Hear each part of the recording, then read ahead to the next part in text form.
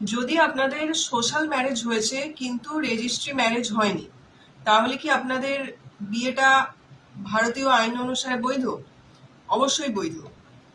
According to Hindu marriage act 1955 section 7, এখানে পরিষ্কার করে বলা আছে, যদি আপনাদের হিন্দু রাইটস অ্যান্ড রিচুয়ালস মেনে আপনাদের সোশ্যাল ম্যারেজ হয়ে থাকে এবং সেখানে সপ্তপদী হওয়া বাধ্যতামূলক।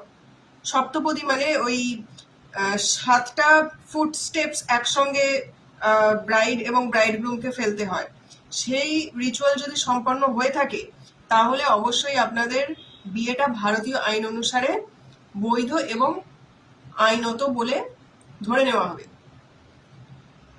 এরকম বহু বহু জাজমেন্ট আছে যেখানে কোনো একটা পার্টি বলতে চেয়েছে যে আমাদের তো আসলে আইনত বিয়েই হয়নি, কারণ আমরা তো রেজিস্ট্রি ম্যারেজই করিনি।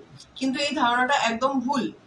যদি এটা কোর্টে প্রমাণ করা যায় যে সোশ্যাল ম্যারেজ হয়েছিল, সোশ্যাল ম্যারেজটা কিভাবে আপনি প্রমাণ করবেন? আপনাদের ফটো, ভিডিও এই সমস্ত থাকলে, বিয়ের কার্ড, এগুলো দেখিয়ে আপনি কোর্টে প্রমাণ করতে পারবেন। এছাড়াও আপনাদের যাদের আত্মীয় স্বজন, হ্যাঁ, পুরোহিত মশাই, যারা পাড়ার লোক, এরা উপস্থিত ছিল, তারা সাক্ষী দিতে পারবেন।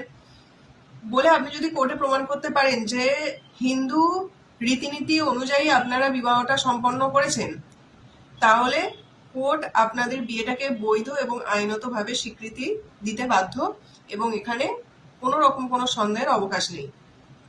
অবশ্য হিন্দু ম্যারেজ অ্যাক্টে রেজিস্ট্রেশনের কথাও বলা হয়েছে সেকশন 8-এ।